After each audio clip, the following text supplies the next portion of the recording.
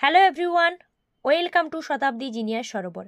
আজকের 4টের জিকে ক্লাসে আমি তোমাদের স্বাগত জানাই। মাঝখানে দুদিন আমি তোমাদের ক্লাস করতে পারিনি। আমি বুঝতে পারছি আমি একটু এখন ইরেগুলার হয়ে যাচ্ছি, তার জন্য অনেকেই কমেন্ট করছে যে ম্যাম প্রত্যেক দিন আমাদের ক্লাস দিন। কিন্তু আমি একটু বেশ কয়েকদিন ধরে একটু অসুস্থ থাকার কারণে আমি পারছি না প্রত্যেক দিন করাতে, তার জন্য আমি সরি চেয়ে নিচ্ছি। তো চলো আজকে সাধারণ বিজ্ঞানের জিকে ক্লাসটা যেটা তোমাদের করাই আজকেও আমি করাচ্ছি, যেগুলো তোমাদের আপকামিং কম্পিটিটিভ এক্সামসের জন্য গুরুত্বপূর্ণ। প্রথম প্রশ্ন কি বলেছে? অ্যাপোমিক্সিস বলতে কি বোঝায়? কোনটিকে আমরা অ্যাপোমিক্সিস বলছি? দেখো, অপশন থাকবে না, শুধুমাত্র কোশ্চেন অ্যান্সার। সঠিক উত্তর হবে নিষেক ছাড়া বীজ। এবার দেখো, নিষেক ছাড়া ফল যেটা পার্থেনোকার্পি বলা হচ্ছে, তো নিষেক ছাড়া পার্থেনোকার্পি মানে দ্যাট মিন্স নিষেক ছাড়া যে বীজ ওটাকেই বলা হচ্ছে অ্যাপোমিক্সিস। ঠিক আছে, নেক্সট 2 নম্বর, কোন রাসায়নিক পদার্থকে টিনের মাখন বলা হয়? রাসায়নিক পদার্থকে টিনের মাখন, উত্তর হবে স্ট্যানিক ক্লোরাইড। অ্যাকচুয়ালি স্ট্যানিক ক্লোরাইডের যদি আমরা ভৌত গঠন দেখতে যাই, মানে ওর যদি ওই মৌলটার ভৌত গঠনের দিক দিয়ে ওটি টিনের মাখন মতো, মানে গঠনটাই টিনের মাখনের মতো, তাই জন্য ওটাকে টিনের মাখন বলা হয়। ঠিক আছে, স্ট্যানিক ক্লোরাইড। নেক্সট, টেলিস্কোপ কে আবিষ্কার করেন? টেলিস্কোপ কে আবিষ্কার করেছিলেন? উত্তর কি হবে দেখে নেব। টেলিস্কোপ কে আবিষ্কার করেন?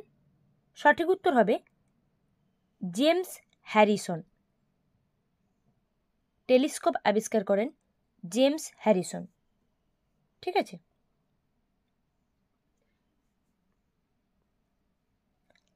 আচ্ছা পরের প্রশ্ন, কুফার কোষ কোথায় অবস্থান করে?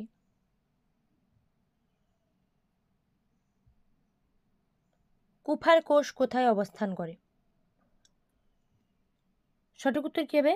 যকৃতে। ঠিক আছে, লিভারে বা যকৃতে আমাদের মানবদেহে কুফার কোষ অবস্থান করে, তাহলে যকৃতের মধ্যে থাকছে কুফার কোষ। নেক্সট,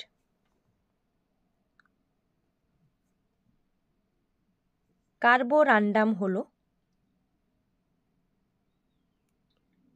কার্বোরান্ডাম অ্যাকচুয়ালি কী বা কোনটিকে কার্বোরান্ডাম বলা হচ্ছে? সঠিক উত্তর কী হবে বলো তো? Silicon carbide. ঠিক আছে, সিলিকন কার্বাইডকে বলা হচ্ছে কার্বোরান্ডাম। বুঝতে পারলাম? তাহলে সিলিকন কার্বাইডকে কি বলা হয় না, কার্বোরান্ডাম নামেও সিলিকন কার্বাইড পরিচিত। পরের প্রশ্ন, সর্বনিম্ন গলনাঙ্ক ও স্ফুটনাঙ্ক বিশিষ্ট মৌলটি হল? সর্বনিম্ন গলনাঙ্ক এবং স্ফুটনাঙ্ক বিশিষ্ট মৌলটি হচ্ছে হিলিয়াম, HE, হিলিয়াম। ঠিক আছে, যেটাকে আমরা HE লিখে প্রকাশ করছি, হিলিয়াম, যেটা সর্বনিম্ন গলনাঙ্ক এবং স্ফুটনাঙ্ক বিশিষ্ট একটি মৌল।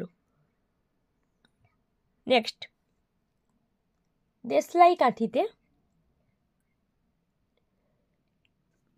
কাঠিতে ব্যবহৃত হয় বা দেশলাই কাঠিতে কোন মৌল ব্যবহার করা হয়? একই প্রশ্ন।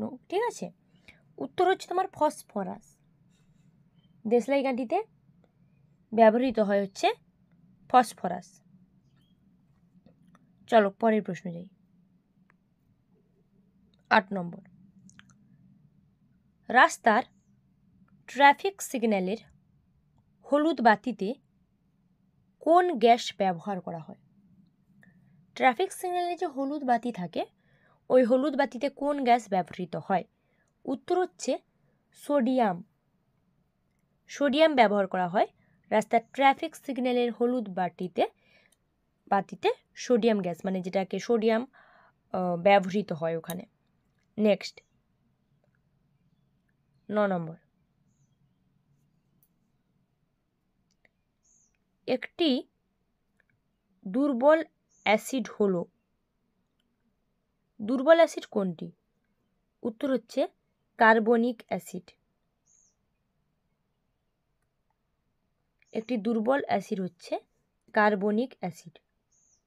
ঠিক আছে, যেটা দুর্বল অ্যাসিড বলা হচ্ছে। নেক্সট, কোন খনিজ পদার্থ থেকে রেডিয়াম পাওয়া যায়? রেডিয়াম কোন খনিজ পদার্থ থেকে পাওয়া যায়? কমেন্ট করে জানাও, কে বলতে পারবে কোন খনিজ পদার্থ থেকে রেডিয়াম পাওয়া যায়? কী হবে বলো তো উত্তর? উত্তর হবে পিচ ব্লেন্ড। আমরা যেটাকে পিচ ব্লেন্ড বলছি, ওই খনিজ পদার্থ থেকে মূলত রেডিয়াম পাওয়া যায়। ঠিক আছে, তাহলে পিচ ব্লেন্ড। আচ্ছা, আমি যে প্রশ্নগুলো তোমাদের সাথে আলোচনা করলাম, আশা করছি এর মধ্য থেকে তোমরা কিছু প্রশ্ন পরীক্ষায় অবশ্যই কমন পাবে। তো চ্যানেলে নতুন হলে অবশ্যই চ্যানেলটিকে সাবস্ক্রাইব করো, ভিডিওটিতে লাইক এবং কমেন্ট করো, যাতে ক্রিয়েটাররা মোটিভেট হয়ে তোমাদের সামনে নিত্য নতুন কন্টেন্ট নিয়ে এভাবে হাজির হতে পারে।